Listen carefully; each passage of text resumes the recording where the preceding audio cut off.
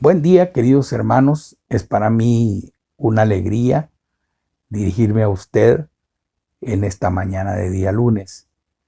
Hoy procuraré concluir la reflexión que comenzamos el día lunes pasado en torno a la sanación de la suegra del apóstol Pedro, se recuerda.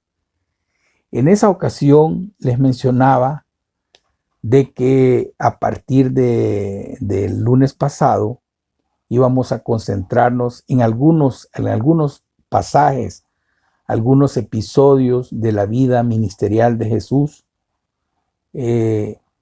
¿Por qué?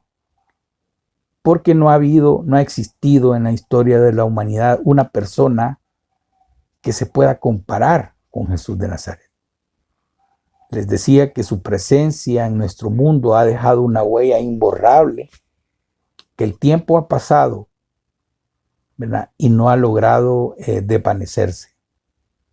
También les decía que Cristo no ha dejado de ser adorado y amado por millones de personas en todo el mundo hasta el día de hoy. Así que eso nos lleva a estudiar y a reflexionar alrededor de algunos hechos, ¿verdad?, narrados por el evangelista Marcos. Y en esa ocasión leíamos Marcos capítulo 1, versículos 29 al 31. Dice así: al salir de la sinagoga, vinieron a casa de Simón y Andrés con Jacobo y Juan. Y la suegra de Simón estaba acostada con fiebre, y enseguida le hablaron de ella. Entonces él se acercó y la tomó de la mano y la levantó, e inmediatamente le dejó la fiebre y ella servía. En esa ocasión, el lunes, les decía yo que es importante que veamos que Jesús había comenzado una relación con estos hombres. Probablemente él ya se conocían porque recuerden que Jesús y el padre y su padre eran carpinteros.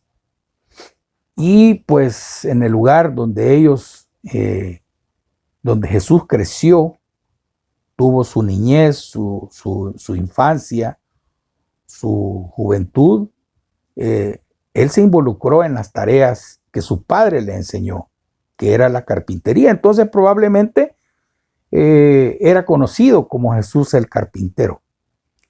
Pero aquí vemos de que él comienza esta fase final del ministerio y comienza una relación con estos hombres tan comunes y tan corrientes como usted y como yo. Y que al final de su ministerio, cuando él asciende al cielo, los empoderaba como apóstoles para que llevaran el evangelio por todo el mundo y hagan discípulos. Entonces, este es el otro motivo por el cual estaremos viendo detalles de algunos pasajes. Y es que veíamos que cuando en un pasaje más o menos paralelo al llamado de los primeros discípulos, en el Evangelio de Juan, en el capítulo 1, en el versículo 35 al 42, dice que el siguiente día otra vez estaba Juan, refiriéndose a Juan el Bautista, y dos de sus discípulos. Y mirando a Jesús que andaba por ahí, dijo: he aquí el Cordero de Dios. Le oyeron hablar los dos discípulos, es decir, los que andaban con Juan, y siguieron a Jesús. Y volviéndose Jesús y viendo que le seguían, les dijo: ¿qué buscáis? Ellos le dijeron: Rabí, ¿dónde moras? Entonces Jesús les dijo: miren, vengan y vean dónde vivo. Y dice que era como la hora 10, por lo que ellos se quedaron en ese día con él, porque ya era tarde. Este pasaje encontramos algunas cosas. Primero, ¿qué buscamos de Jesús? ¿Qué nos interesa de Jesús? ¿Por qué le seguimos? Si es que le seguimos. Y aquí los discípulos le acompañaban porque querían conocerle. Y él les preguntó, y bueno, yo preguntaría nuevamente, vea, ¿conoce usted a Jesús? ¿Qué tanto le conoce? Mencioné que en el marco de un proceso de discipulado, hermanos, y pongamos atención a esto y por eso lo repito, es necesario conocernos con la otra persona. Porque se trata de compartir nuestra vida, se trata de compartir todo lo que somos, sentarnos alrededor de nuestras mesas y compartir lo que tengo, por mucho o por poco que tengamos. Y ahí comienza todo, y Jesús lo hizo, porque Él fue primero el que los llevó a su casa. Luego vemos que Jesús entra a la casa de Pedro, después de ir a la sinagoga. Parece que el Señor Jesús estaba quedando con ellos, con Pedro en la casa de Simón. Este es otro detalle interesante si usted se pone a pensar, porque qué privilegio tan inmenso el de Pedro, el de su casa, tener a Jesús en la casa. Y yo hago otra vez la pregunta. ¿Ha entrado Jesús a su casa? ¿Conoce Jesús su casa? ¿Cómo vive usted? ¿Cómo piensa usted? ¿Qué música escucha? Uno, cuando va a la casa de alguien, en la primera entrada usted ve los cuadros, los títulos, los muebles, si está limpio, ven qué tipo de platos le sirven, cómo huele la comida, si se percibe un ambiente de limpieza, qué toman. Uno comienza a conocer eso, ¿verdad? Porque así somos, hermanos. Entonces, Jesús ha entrado a esas partes íntimas de nuestra casa, de nuestra vida, de nuestro corazón, de nuestro pensamiento. Él conoce todo eso. El pasaje se ubica en que la suegra de Pedro estaba con una terrible fiebre. Y dice que le mandaron a llamar. Y él se acerca a la mujer, la toma y reprocha la enfermedad, así como había reprochado a los demonios. Mandó que la fiebre abandonara a la enferma. Y la fiebre cesó inmediatamente. Fue curada tan completa y rápidamente que no solo desapareció la fiebre, sino que la mujer fue capaz de continuar haciendo las labores domésticas, como servir la comida a los huéspedes.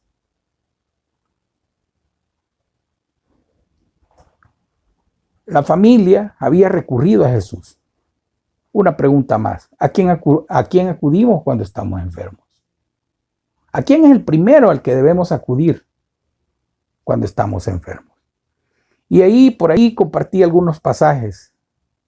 La sugerencia del apóstol Santiago, cuando dice que si alguien está enfermo entre nosotros, llame a los ancianos para que oren por él. Hablé de Filipenses 4:6 y de Primera de Pedro 5:7. Cuando la fiebre desaparece, habitualmente las personas quedan debilitadas. Usted y yo hemos tenido fiebre. Sin embargo, esta mujer tuvo la fuerza para servir sin convalecencia previa. Al servir al Señor, aquella mujer solo estaba empleando para él la energía que él mismo le había concedido. Esto es algo que nunca debemos olvidar. El Señor no solo nos ha librado de muchas cosas malas, sino que también nos ha dado dones, talentos que podemos emplear en el servicio a Él. Somos salvos para servir. Y si hay alguno que se dice ser creyente y no sirve, pues hay que revisar. Porque qué sentido tiene la mano sanadora y restauradora de Jesús en su vida. Hoy en medio de esta pandemia, antes y después de la pandemia ya teníamos enfermedades. Y Jesús sigue obrando en su vida y en la mía. Jesús sigue sanando, sigue restaurando. Hemos oído testimonios, hemos visto gente llorar después de que han sido restaurados. Llorar de agradecimiento. Querida iglesia, el teléfono del pastor Carlos estaría saturado de llamadas telefónicas de los hermanos pidiendo servir. ¿No cree? La realidad, hermanos, no es así. No estamos dispuestos. Lo pensamos muchas veces.